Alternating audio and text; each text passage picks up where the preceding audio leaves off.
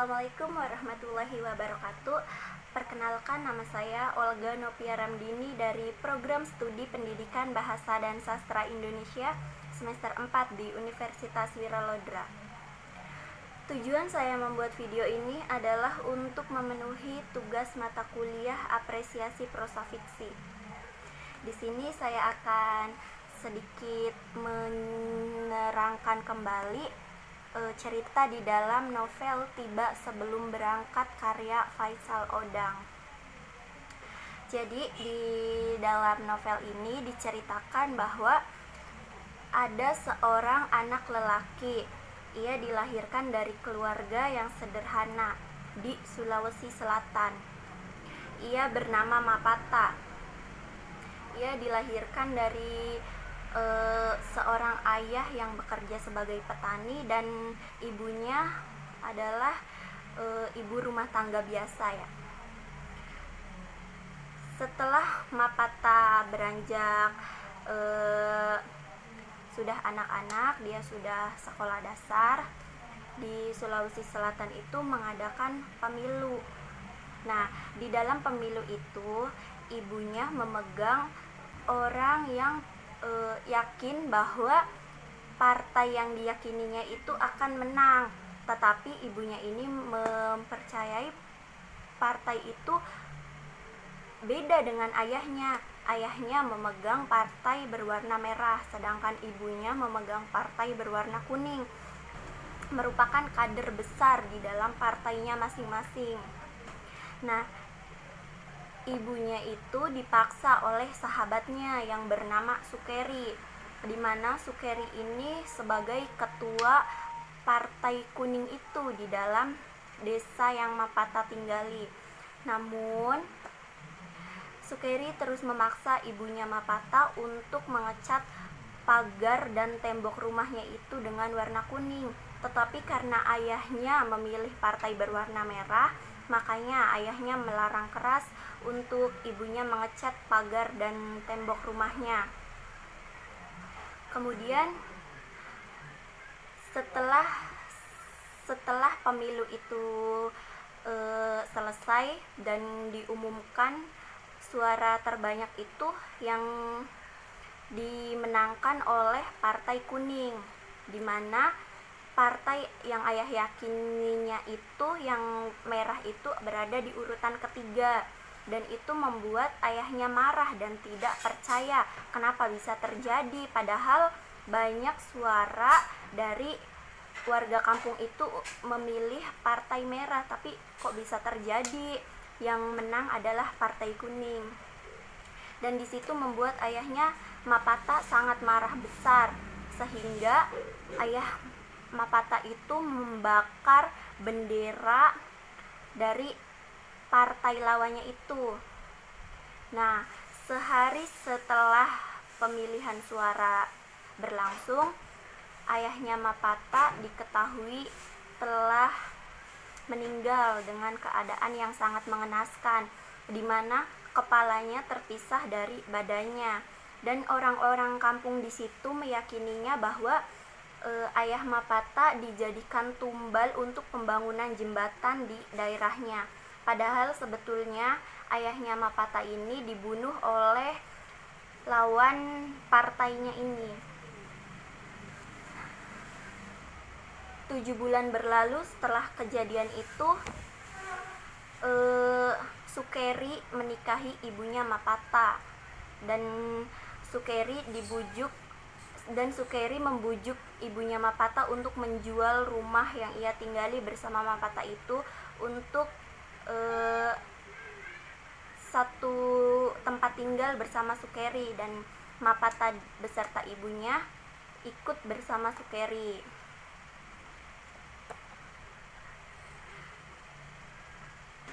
Nah, di rumah Sukeri ini Mapata mendapatkan perlakuan yang tidak senonoh dari Sukeri, di mana Mapata harus melakukan hubungan yang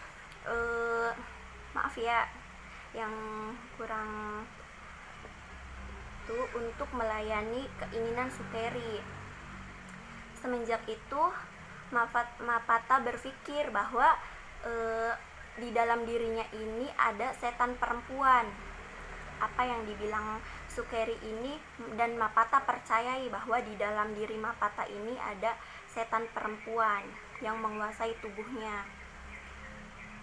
Selang kejadian itu berlangsung dan Sukeri sering sekali melakukan hubungan seperti itu tanpa ibunya Mapata ketahui, dan akhirnya setelah remaja Mapata tidak menyukai lawan jenis, ia hanya menyukai sesama jenis, hingga akhirnya di suatu hari nanti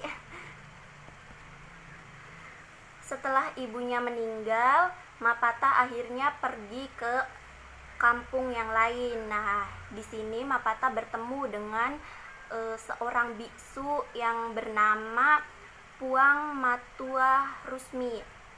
Puang Matua Rusmi ini yang aslinya bernama Rusming, namun setelah diangkat menjadi biksu yang warga Sulawesi yakini bahwa seorang biksu ini tidak mempunyai jenis kelamin, di mana seorang biksu ini benar-benar suci yang dipercayai oleh Dewa Tasewae sebagai pemimpin dari golongannya ini untuk memimpin peribadatan yang mereka yakini.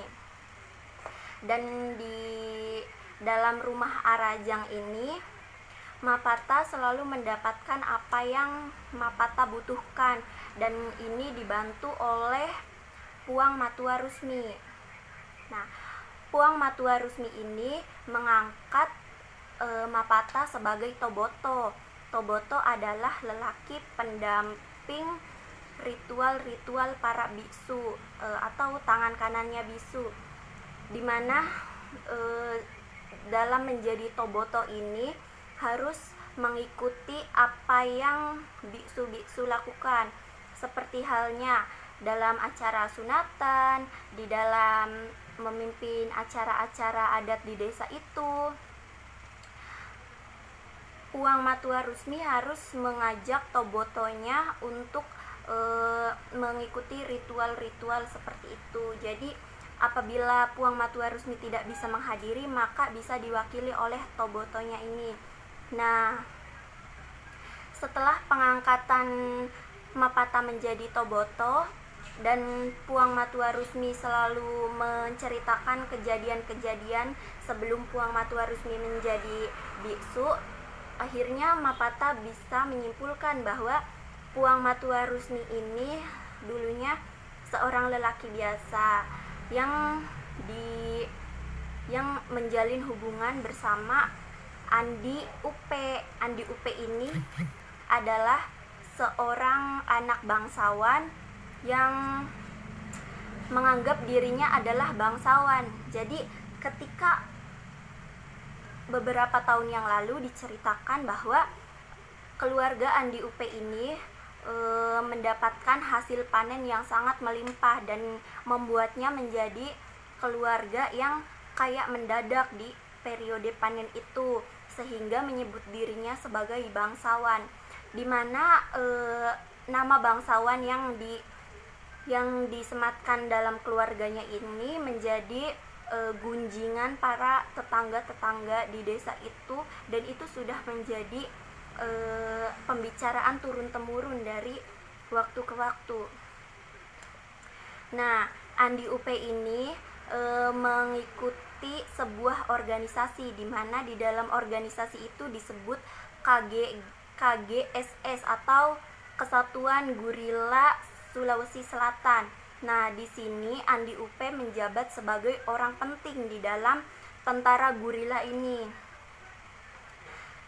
Andi Upe bertempat tinggal di hutan karena untuk menjaga kampung itu dari para tentara Jawa yang ingin menguasai daerah Sulawesi Selatan. Di sini Puang Matua Rusmi tidak direstui oleh keluarga Andi Upe karena tidak boleh hukumnya menjalani hubungan dengan sesama jenis. Namun mereka berdua ini sama-sama menyukai. Andi Upe menyukai Puang Matua Rusmi atau Rusming, dan Rusming menyukai Andi Upe. Namun di sini terlibat cinta terlarang ya. Kemudian setelah menjadi biksu, akhirnya Rusming menjelaskan kepada Upe bahwa saya sudah menjadi biksu, saya tidak lagi menjalin hubungan bersama orang-orang yang berjenis kelamin, karena biksu ini suci, biksu ini sebagai pemimpin peribadatan gitu. Dirinya tidak mungkin mempunyai nafsu untuk menyukai seseorang. Nah, akhirnya di sini juga Mapata merasakan apa yang Sukeri lakukan kepada Mapata, dan perlakuan itu ia dapatkan dari Rusming atau Puang Matua Rusmi. Dengan iming-iming ia akan mendapatkan kekuatan ketika ia menuruti apa yang Rusming inginkan. Nah, kemudian selang beberapa waktu ia bertempat tinggal di rumah Arajang, ia bertemu dengan Batari. Batari ini adalah teman sekolah dasar waktu ia bersekolah. Batari ini merupakan ponakan dari Rusming. Batari ini anak dari Rusmang, di mana Rusmang ini sebagai imam besar di masjid kampungnya. Batari ini ditinggalkan oleh ayahnya karena ketika ayahnya meninggal, ayahnya berusaha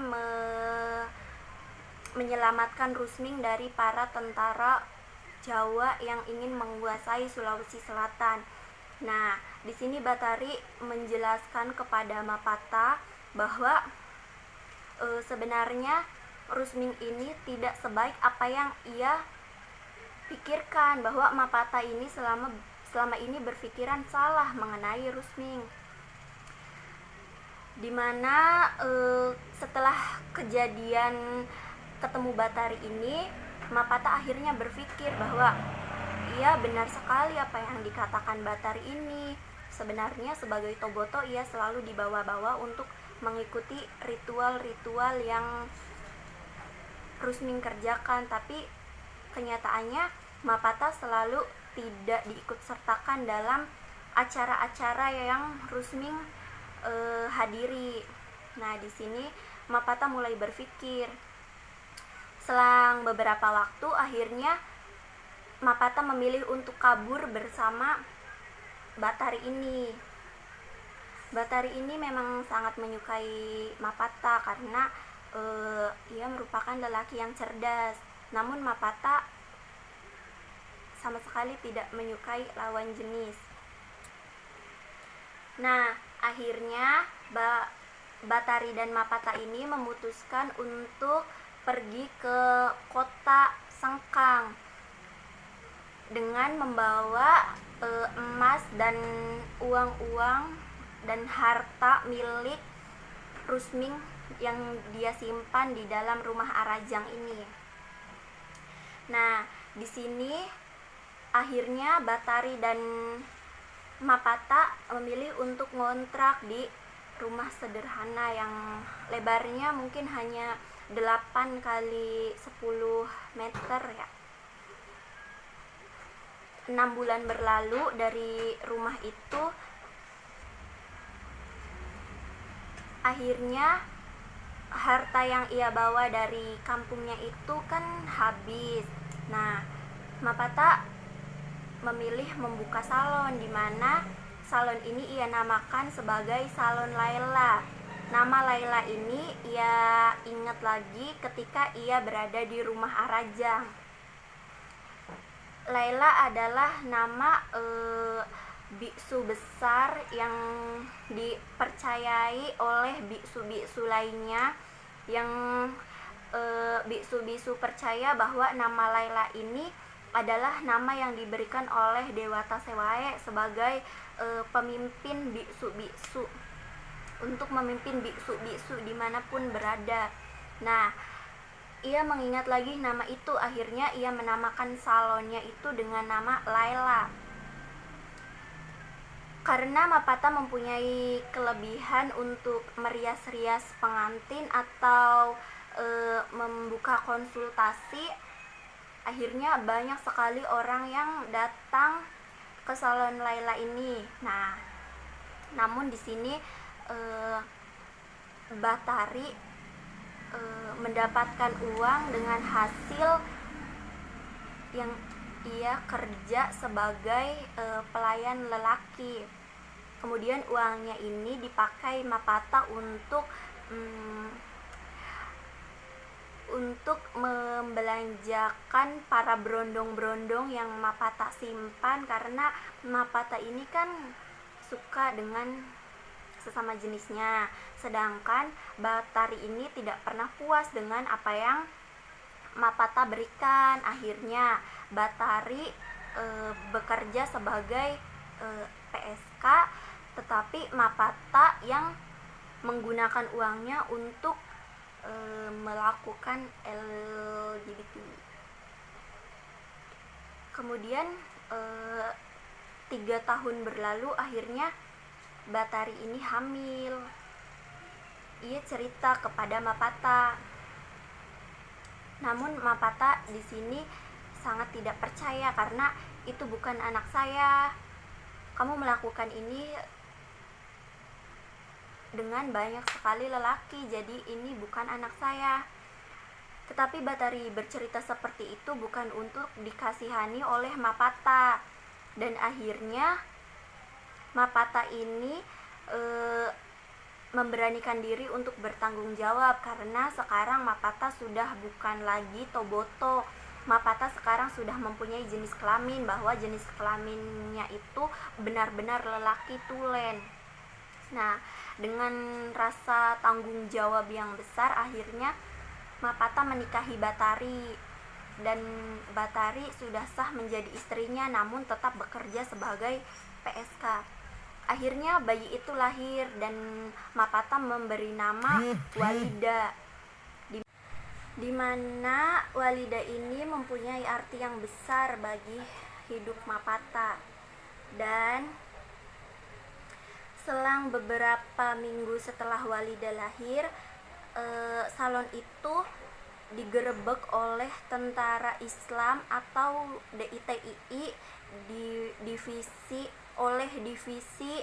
Hasanuddin, yang menyebut organisasinya ini sebagai tidak ada yang suci di bawah matahari ini, di mana organisasi ini memberantas orang-orang yang menyukai sesama jenis dan orang-orang yang menista agama. Nah, di sini Mapata disekap oleh golongan ini, dan ada 2 lelaki yang sering menyiksa Mapata. Di dalam rumah penyekapan ini tidak ada apapun, dan itu hanya gelap dan diterangi oleh bohlam yang 5 watt seperti itu ya.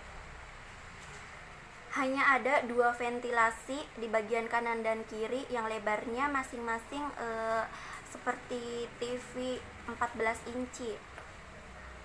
Mapata hanya mendapatkan makanan 2 hari sekali, dan di situ tidak ada toilet untuk ia membuang air besar maupun kecil, dan terpaksa Mapata harus membuang air kecil atau air besar itu di ruangan tempat ia tidur. Dan di dalam penyekapan ini Mapata hanya mendapatkan siksaan dan siksaan. Dan di situ ada 2 lelaki yang menyekap Mapata dan menamai dirinya sebagai Alibaba. Dan Alibaba ini mengetahui di mana letak dan Alibaba ini mengetahui letak kelemahan Mapata, yaitu berada di lidahnya. Tetapi tidak asal memotong lidah, Alibaba ini harus melakukan ritual seperti merendam bilah bambu di dalam tempayan yang sudah dipenuhi dengan perasan air jeruk nipis, kemudian ditetesi 7 darah makhluk hidup yang berkaki 2. Kemudian yang sudah bilah bambu ini sudah diasapi oleh kembang 7 rupa. Barulah Mapata akhirnya tidak bisa berbicara karena lidahnya dipotong oleh Alibaba. Dan ada satu lagi seorang penyekap yang Mapata namai ia adalah lelaki menjijikan level bla bla bla. Lelaki menjijikan level bla bla bla ini bernama asli Sumiharjo. Ia berasal dari Jawa, dan dimana Mapata ini sangat bersahabat baik karena Sumiharjo selalu memberikan surat yang Mapata tulis kepada Batari dan Walida. Tetapi tanpa Mapata ketahui ada sesuatu yang besar yang Sumiharjo sembunyikan dari Mapata. Dan akhirnya penyekapan itu digerebek oleh polisi, di mana polisi ini sudah menemukan Mapata dalam posisi paling mengenaskan, dan polisi ini membawa Mapata ke rumah sakit. Dan di rumah sakit itu Mapata dirawat oleh seorang perawat yang bernama Alinea, dan Alinea ini selalu menghibur Mapata. Dan akhirnya setelah beberapa minggu dirawat di rumah sakit, Mapata dijemput oleh sahabatnya yang dulunya seorang bencong. Kemudian Mapata tinggal di rumah sahabatnya ini, dan akhirnya sahabatnya ini menjelaskan bahwa sebenarnya Batari sudah menikah lagi bersama Sumiharjo yang ia dulu anggap sebagai sahabatnya, dan itu merupakan kesedihan paling mendalam di dalam hidup Mapata. Tetapi ada alasan di balik itu semua, karena Walida ini tidak ingin mempunyai ayah seorang bencong. Akhirnya Batari menuruti keinginan Walida untuk menikah dengan lelaki tulen, dan di sini akhirnya Mapata mengikhlaskan takdir yang terjadi di dalam hidupnya, karena Mapata harus ditinggalkan atau dihianati oleh sahabatnya dan istri juga anaknya. Tetapi di situ Mapata ikhlas karena Mapata sudah keluar dari penyekapan itu dan dirawat sahabatnya, dan mengetahui orang yang disayangnya itu telah berbahagia dengan apa yang mereka inginkan. Ya. Cukup sekian video dari saya, dan ini adalah cerita singkat yang saya ceritakan kembali di novel ini ya. Kurang dan lebihnya mohon maaf. Wassalamualaikum warahmatullahi wabarakatuh. Bye.